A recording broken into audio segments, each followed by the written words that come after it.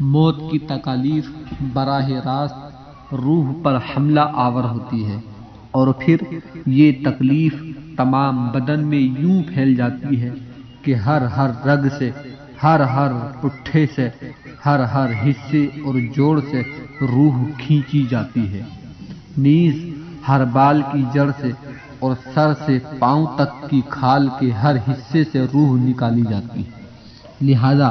تم اس کی تکلیف اور درد کے بارے میں مت پوچھو کہ بزرگوں نے تو یہاں تک فرما دیا ہے کہ موت کی تکلیف تلوار کے وار سے، آرے کے چیرنے سے اور کینچی کے کاٹنے سے بھی زیادہ تکلیف دہ ہے، کیونکہ جب تلوار کا وار بدن پر پڑتا ہے تو بدن کو تکلیف اسی وجہ سے محسوس ہوتی ہے کہ اس کا روح کے ساتھ تعلق قائم ہے۔ تو ذرا اندازہ کرو کہ کس قدر تکلیف ہوگی جب تلوار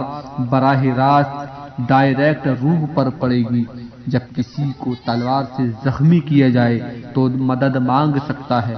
اور چیخ و پکار کر سکتا ہے، کیونکہ اس کے زبان و جسم میں طاقت موجود ہے، جبکہ مرنے والے کی آواز اور چیخ و پکار تکلیف کی وجہ سے ختم ہو جاتی ہے، کیونکہ موت کی تکلیف اس وقت بڑھ کر دل پر غلبہ کر لیتی ہے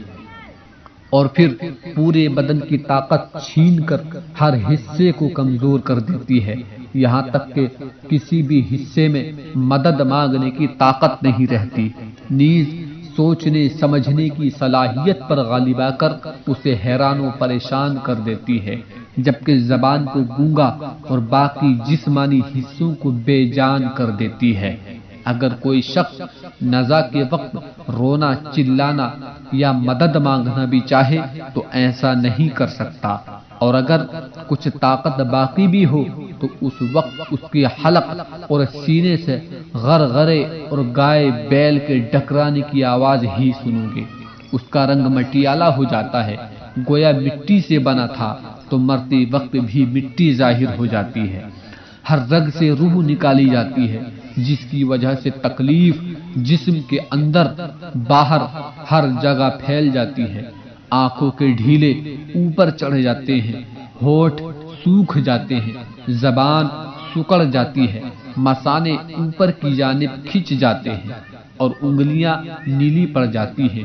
جس بدن کی ہر رگ سے روح نکالی جا چکی ہو اس کی حالت مت پوچھو، کیونکہ اگر جسم کی ایک رگ بھی کھینچی جائے تو بہت زیادہ تکلیف ہوتی ہے۔ ذرا غور تو کرو کہ پوری روح کو ایک رگ سے نہیں بلکہ ہر رگ سے نکالا جاتا ہے تو کس قدر تکلیف ہوتی ہوگی، اور پھر آہستہ آہستہ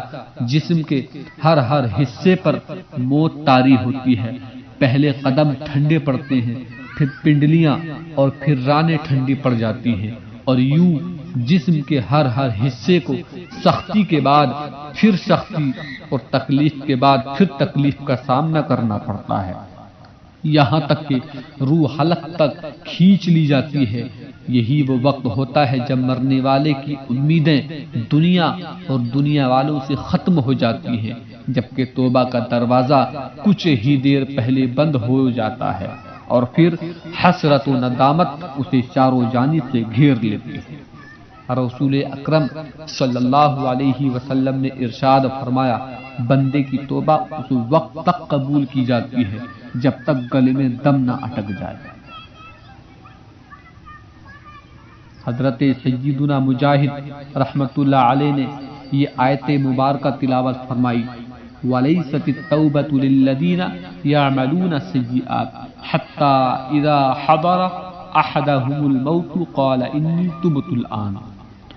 اور وہ توبہ ان کی نہیں جو گناہوں میں لگے رہتے ہیں، یہاں تک کہ جب ان میں کسی کو موت آئے تو کہے اب میں نے توبہ کی۔ پھر اس کی تفسیر کرتے ہوئے فرمایا، کچھ لوگ اس وقت توبہ کرتے ہیں جب فرشتے نظر آنا شروع ہو جاتے ہیں، حالانکہ اس وقت تو حضرت ملک الموت علیہ السلام اپنی اصلی صورت میں ظاہر ہو جاتے ہیں۔ تم نزا کے وقت کی سختیوں اور تکلیف کے بارے میں مت پوچھو، نیز موت کی سختیاں اس قدر زیادہ ہیں کہ سید عالم صلی اللہ علیہ وسلم خود اپنے بارے میں بھی دعا کرتے تھے، یا اللہ مجھ پر موت کی سختیاں آسان فرما دے۔ لوگ ان سختیوں کی صحیح پہچان نہ ہونے کی وجہ سے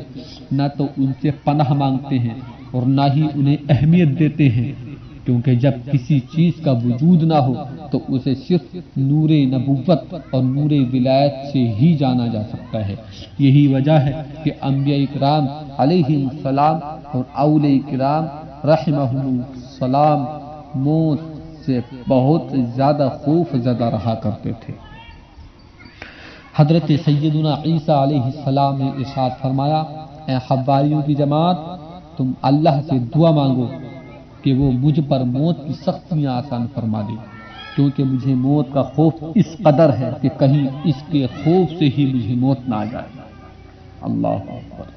منقول ہے کہ بنی اسرائیل کے کچھ لوگوں کا گزر ایک قبرستان سے ہوا تو کسی نے کہا، اگر تم اللہ سے یوں دعا کرو کہ وہ کسی مردے کو زندہ کر دے تاکہ وہ موت کے بارے میں کچھ بتا سکے تو کیسا رہے گا؟ چنانچہ انہوں نے دعا کی تو یکایک ایک قبر سے مردہ نکلا اور ان کے سامنے کھڑا ہو گیا۔ انہوں نے دیکھا کہ اس کی پیشانی پر سجدے کا نشان ہے۔ وہ مردہ کہنے لگا، اے لوگو، تم مجھ سے کیا چاہتے ہو؟ مجھے مرے ہوئے 50 سال کا عرصہ گزر چکا ہے مگر ابھی تک دل سے موت کی تلخی کم نہیں ہوئی۔ اللہ اکبر۔ ام المؤمنین حضرت سیدتنا عائشہ صدیقہ رضی اللہ تعالی عنہا فرماتی ہیں، جب سے رسول کریم علیہ الصلوۃ والسلام کی وفات کی شدت کو دیکھا ہے تب سے کسی کی آثار موت پر رشک نہیں آیا۔ اللہ رب العزت ہم سب کو موت کی تیاری کرنے کی توفیق عطا فرمائے، ہم سب پر موت کو آسان فرمائے۔